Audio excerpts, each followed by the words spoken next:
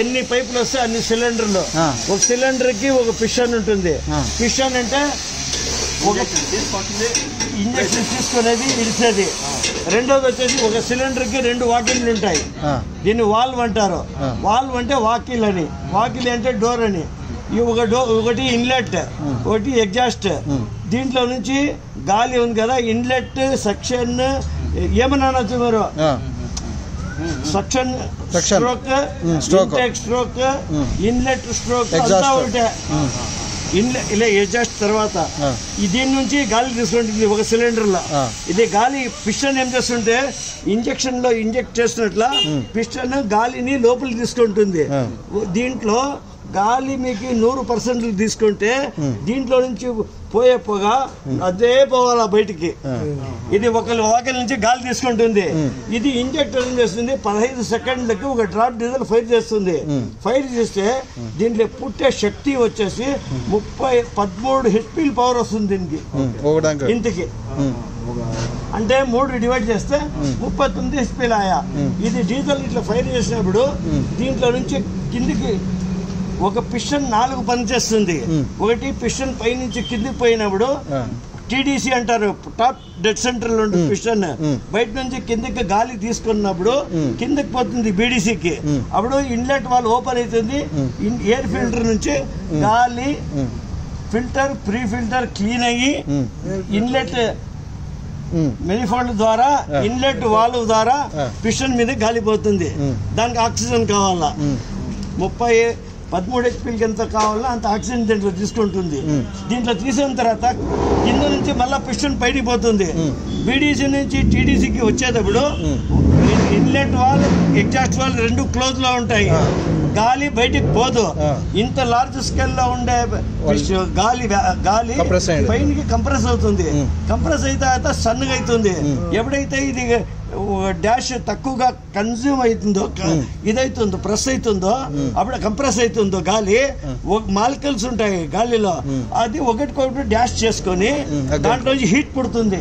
ఇది పైనకి కరెక్ట్ గా మీకు టీడీసీకి పైనకి పోయేటప్పటికి ఇది కంప్రెషన్ స్ట్రోక్ అంటారు దాన్ని. దీన్ని ఇంకొకటి ఏమంటారు, కంప్రెషన్ ఇగ్నిషన్ సిస్టమ్ అంటారు దీన్ని.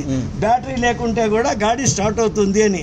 ఇది పైనకి హీట్ టీడీసీకి పోతేనే కరెక్ట్ అదే సమయంలోనే ఇదేం చేస్తుంది, పంపు ఎలిమెంట్ ఉంది కదా, డీజిల్ ఈడ్చుకొని ఇంజెక్ట్ చేసి ఇంజెక్టర్ ద్వారా ఆటోమైజ్ అయ్యి పిస్టన్ మీద ప్రెస్ అవుతుంది. ప్రెస్ అయితేనే బయట బ్లాస్ట్ అవుతుంది డీజిల్. బయట పిస్టన్ బ్లాస్ట్ అయితేనే జాగా ఏడా ఉండేలే, పైన గాలి హీట్ అయిపోయి ఉంటుంది. పైన నుంచి ఫైర్ అయితేనే పిస్టన్ కిందకి వచ్చేస్తుంది. కిందకి వచ్చేస్తేనే ఫైర్ అయ్యిండే పొగ ఉంది కదా, అది లైనర్ చుట్టూ తగులుకొని ఉంటుంది.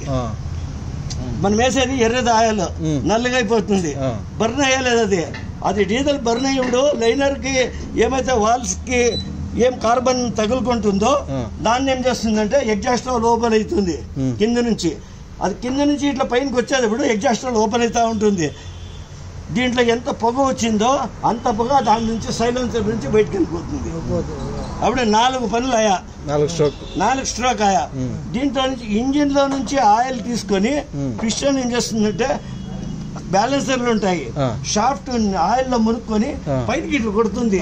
ఆ కొట్టిన ఆయిల్ ఏమైతుందంటే పిస్టన్ లోపల ఆయిల్ రింగ్ ఉంటుంది. ఆయిల్ రింగ్ నుంచి ఆయిల్ లైనర్ కి సప్లై అవుతుంది. లైనర్ ఏం చేస్తుంది, దాన్ని కడుక్కొని క్లీన్ చేసుకొని లోపలికి వెళ్ళిపోతుంది. దాని నుంచి ఇంజిన్ కి ఆయిల్ కిను క్లీనింగ్ ఏజెంట్ అని కూడా ఒక పేరు ఉంది. కూలింగ్ ఏజెంట్ అంటా కూడా అంటారు. ఇది ఇంజిన్ గాడికి పోతా ఉంటుంది. ఈ ఆయిల్ హీట్ వచ్చేస్తుంది. ఈ క్రాంకేజ్ కి ఆయిల్ నీళ్లు గాలి డాష్ కొడుతుంది కదా, హీట్ కూడా బయటికి పోతుంది. ఆయిల్ ఇంత తక్కువ హీట్ వరకు ఎక్కడ ఆయిల్ నీళ్లుగా ఉంటే 1 గంటకు కార్బన్ ఎంత ఫార్మేషన్ అవుతుంది ఇంజిన్ లో లెక్క కట్టి ఇంజనీర్లు ఏం చేస్తారంటే 250 గంటలకు దాన్ని సర్వీస్ చేయాలని సజెస్ట్ చేస్తారు. నీళ్లుగా ఉంటే హీట్ వరకు ఎగురుతుంది ఆయిల్, ఇంకా గట్టిగా హీట్ వరకు ఎగురుతుంది, ఇంకా గట్టిగా అయితే హీట్ ఎగురుతుంది, హీట్ అయితే ఇండా ఎగురుతుంది. ఆయిల్ ఎగురుతుంది, పడిపోతుంది, పిస్టన్ సప్లై అయ్యలేదు మందు వచ్చేస్తే. ఎందుకంటే దీంట్లో స్ప్రే చేసేకి స్పెషల్ ఏమి ఇన్స్ట్రుమెంట్ లేదు దానికి. సప్లై కింద నుంచి ఫ్లాష్ అయ్యే ఆయిల్, పైనకి ఎగిరే ఆయిల్ సప్లై అయ్యేది. ఆయిల్ మీటర్ ఏం చేస్తుంది, బాయిలో ఉండే క్రాంకేజ్లో ఉండే ఆయిల్ సంప్లో ఆయిల్ని కంప్రెస్ చేసి పంపు చేసి ఆయిల్ తీసుకొని దీనికి అంతా సప్లై చేస్తుంది. ఆయిల్ మోటార్, ఆయిల్ పంప్ ఎట్లయితే బోర్లో నుంచి నీళ్లు తీసుకొని ట్యాంక్కి పంపిస్తుందో ఆ విధంగా పనిచేస్తుంది. ఆయిల్ మీటర్ చూపిస్తూ ఉంటుంది. ఇది గట్టిగా అయిపోయిందంటే అది ఎప్పుడు సామాన్లో మనము ఎక్కడ విస్కోసిటీ కావాలా, ఒక పార్ట్ ఇంకో పార్ట్కి రబ్ అయ్యిందంటే దాని మధ్యలో ఆయిల్ ఉంటే హీట్ ఫార్మేషన్ అయ్యాలా, ఫిక్షన్ వచ్చేలా. అందుకయ్యి ఆయిల్ సప్లై కావాలా. కరెక్ట్ 250 గంటలు సర్వీస్ చేస్తే మీ ఇంజన్ లైఫ్ వస్తుంది. అర్థమవుతుందా? ఇది ఏం చేస్తుందంటే ఇది వాటర్ పంప్. ఇది లైనర్కి చుట్టూరా నీకు నీళ్లు ఆవరించుకొని ఉంటుంది, నీరు ఉంటుంది. ఏమైతే ఈ వాటర్ పంప్ ఏం చేస్తుంది, బోర్లో నీళ్ళు తీసి రేడియేటర్కి ఇస్తుంది. ఒకటి బాటమ్, ఒకటి టాప్, ఒకటి బాటమ్ ఉంటుంది. టాప్ ట్యాంక్ లో మీకు నీళ్లు పంపు చేసి వాటర్ పంపు చేసి పైన కేసేస్తుంది. పైన ట్యాంక్ లో పైన నుంచి కిందకి పోతుంది, ఫ్లోయింగ్ అవుతుంది నీళ్లు. పైన నుంచి కిందకి అయ్యేటప్పుడు ఫ్యాన్ ఏం చేస్తుంది, బయటి గాలిని లోపల ఈడ్చుకుంటుంది. కాపర్ సెల్లులు ఉంటాయి కాబట్టి, అల్యూమినియం సెల్లులు ఉంటాయి కాబట్టి పైన నుంచి నీళ్లు కిందకి దిగుతూ ఉంటే ఆ గాలి ఈడ్చుకుంటే గాలి హీట్ తగ్గుతుంది. తగ్గి మళ్ళీ లోపల పోతుంది ఇంజిన్లోకి. ఇంజిన్లో ఎంత హీట్ అవుతుందో ఆ ఉత్పత్తి అయిన హీట్ని రేడియేటర్ కూల్ చేస్తుంది. ఎంత కూల్ చేస్తుంది, ఇక్కడ ₹1 మీకు హీట్ ఉంది అంటే కిందకి పోయేది 80 పైసలు ఉంటుంది. లైనర్కి ఎంత అవసరం ఉందో హీట్ ఎంత ప్రొడ్యూస్ అవుతుందో ఆ హీట్ని బయటికి పంపించేదే రేడియేటర్.